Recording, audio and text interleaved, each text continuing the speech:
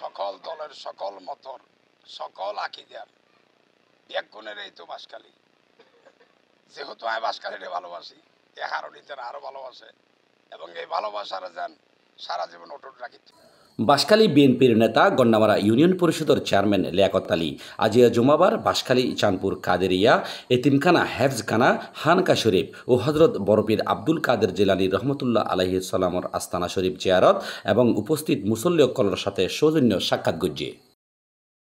জুমার নামাজের আগে লিয়াকত আলী চেয়ারম্যান হানাকা শরীফ পৌঁছে উপস্থিত মুসল্লি অকলের মাঝে নামাজ আদায় করছে এবং দিন ইসলাম আল্লাহর নবীর সুন্নত আঁকড়ি ধরিবেল্লাই এবং ইসলামের বিজয় ও মুসলিম মানবতার শান্তি কামনা করে সংক্ষিপ্ত ভাষণ নজরে করম থাকে, সিএনজি ওলি আল্লাহর শুকরান থাকে। আইএন দিন নিজের জড়াইবেল্লাই একদম ছোটবেলা হইতে চেষ্টা করি যে আয় আজিয়ে চিন্তা করলাম যে ফুকুরিয়া ইউনিয়নের মাঝে জুমার নামাজ পড়ল। তাই বিভিন্ন জনলাই ফোন করি এরা হালিয়া ফুসল করি হন্নান্দে আল্লাহর ওলির মাজার আছে কিংবা আস্তানা আছে।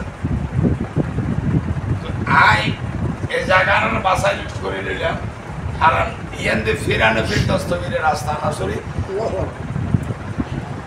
এবং এই আস্তানা শরীফের কেন্দ্র করি একখান জামা মসজিদ এবং মাদ্রাসা। রাজনৈতিক প্রসঙ্গে নমিনেশনের বিষয়ে জানতে চাইলে তিনি শতভাগ নমিনেশনের ব্যাপারে আশাবাদী বলে হয়ে দলতুন তারই নমিনেশন দিব বলে তিনি আশা করেন।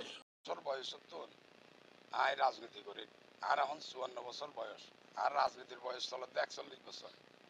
এই 41 বছর আই দলর লাই কি করি কি অনরা যেন জানন বাঁশখালীর মানুষ সাথে সাথে দলর সর্বস্তরের নেতা হলো জানে। ইনশাল্লাহ 100% আশাবাদী দল এবার আরে সম্মানিত করি।